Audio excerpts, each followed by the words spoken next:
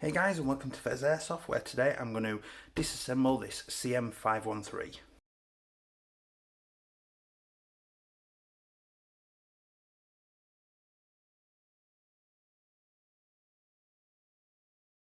Hey guys, and welcome back. If you do enjoy my content today, or my content at all, please do consider liking and subscribing because it massively helps me out. So today I've got this CM.513 M4 CQB suppressed budget starter, and I wanted to do a quick disassembly just to show you the internals of this little bad boy. So we'll get started straight away.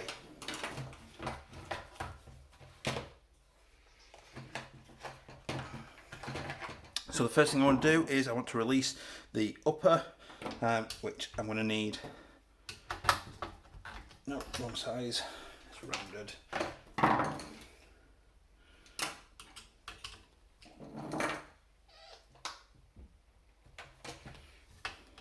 Helps if I come with the right tools to start with. Get my other bits, there we go, this will be better. Just go with that one. So you're going to need a couple of different tools to be able to do this, different sized Allen key or hex bolts. There's not normally, that's the wrong size again, I'm not having much luck, nope.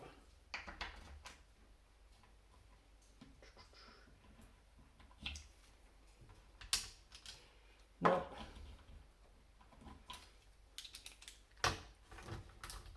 There we go. So in the end, I've got, I think it's a Torx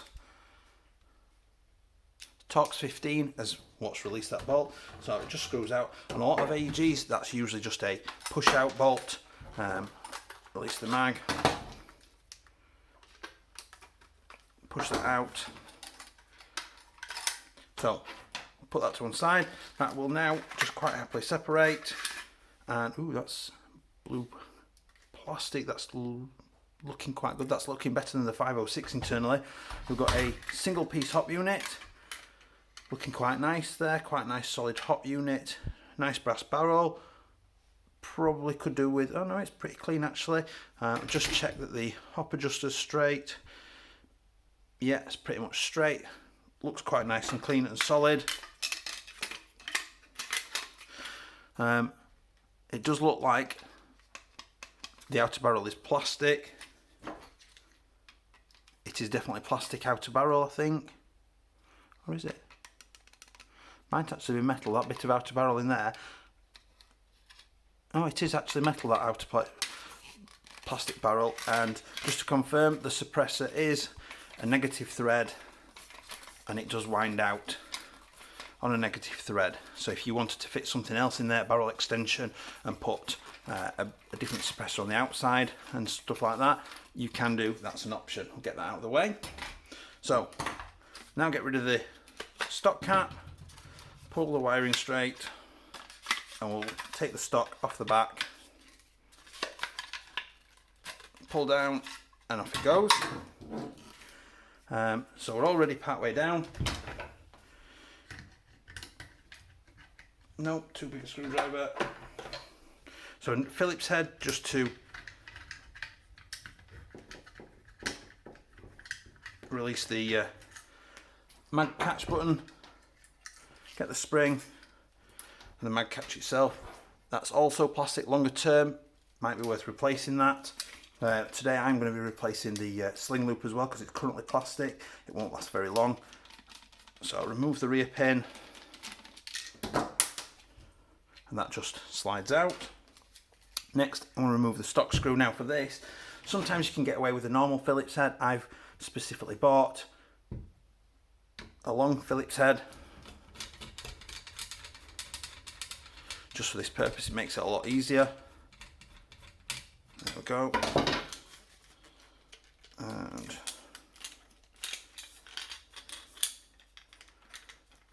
what I'm going to do is I'm not going to fully remove that. I'm just going to pull the cable in as far as it'll go for now. In fact, I'm going to have to because I need to get this sling plate off. So what I'm doing there is the metal plate that keeps it all in there. There's the screw. Just needs, there we go, poking out using a screwdriver because it gets a little bit wedged in there, and then I should be able to just gently, I'll tell you what, well, no, it's all going to have to go through anyway, isn't it? So we'll gently just position that. It's a bit of a snug fit, but it definitely does fit. I've removed this on the 506. It's the same wiring. It looks like it's thicker, better quality wiring on this one than it is on the 506, which is always a good thing. There we go, and it's out. So now I can remove the old plastic sling plate. We'll get into the pistol grip now. Unscrew. Be careful when you lift this base plate up, because there is a little metal disc which sits right under this adjustment screw, and there it is, and if you don't keep it straight it will just ping around, and the high magnetism of the motor will just pull it down the side, and it'll be a pain. And there will be repairs, as there is for me, days when you just cannot get that little metal plate, no matter what you do, to stay where you want it to stay, and you kind of lose your rag a little bit with it. And there's the motor, just a standard generic nameless motor. Put the screwdriver back in to release the pistol grip. A little bit longer one.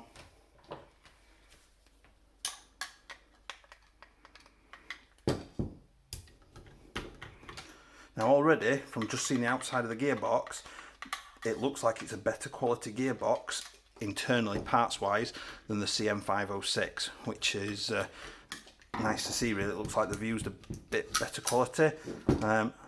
The wiring, if you haven't noticed, has actually changed here, and it's back to the thinner wiring that was used in the 506. Not that there's anything particularly wrong with it, it's just a point of note. So the thicker wire only runs part way and then changes part way down the stock to this thinner wiring. Not that there's anything wrong with that, just one pin left to go, and then the whole gearbox will come out.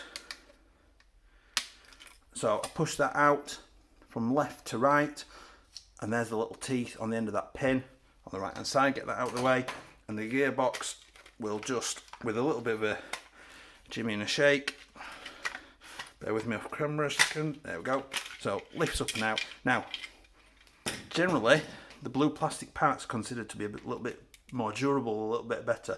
So you can see the spring guide, the piston, and the air nozzle are all this blue plastic, which is actually quite encouraging for me.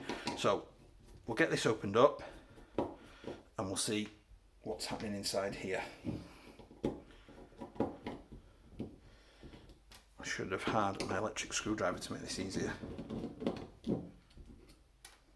So I'm removing the top screws first. Make sure you've got a slim screwdriver handy to brace down the spring guide.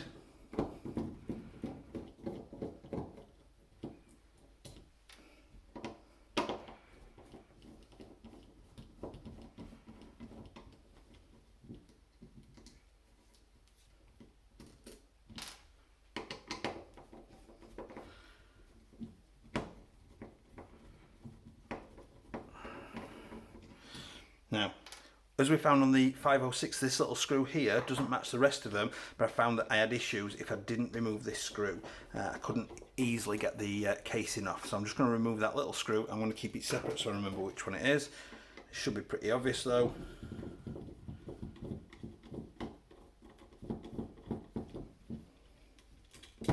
Next one, 2 more to go. Feel free to jump forward a little bit now if you want to get to the end result.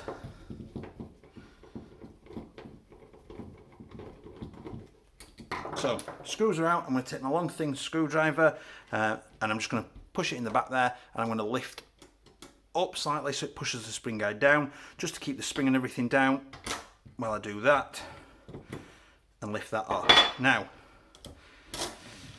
that looks, that's definitely better quality internally all round than the 506. So that is a much stronger gearbox shell. The gears themselves look stronger. The blue plastic is definitely stronger than the clear plastic that was used in the other one. The soldering quality is okay, not amazing, but okay. generally, that is a well-built gearbox. I am quite impressed with that. Well done, CYMA or CYMA, whichever you want to call them. That's a genuinely good product at a very, very affordable price. So these are about £63 to buy from Taiwan gone to the UK, but you would have to pay postage on top of that. That is really, really impressive. I'm really happy with that. So you've got a plastic spring guide. Your spring there, this is doing over FPS, so I'm going to switch this spring out after this video is finished. The reinforced blue plastic everywhere makes me feel confident that this will last quite some time as well and be quite reliable. Standard metal trigger, all around really good quality. I am very, very happy with that, and I can't recommend the CM.513 series enough for just the sheer value for money and the quality of them overall. For less than £70 you're getting an excellent starter rifle or an excellent backup or an excellent loaner, and if you're a site, they make excellent rental weapons as well. So dead happy with that. I hope you found this useful today. I hope this has been enlightening for you. If you have found it useful and you've liked my content, please do like and subscribe. Other than that, thanks very much. I'll see you next time. Bye.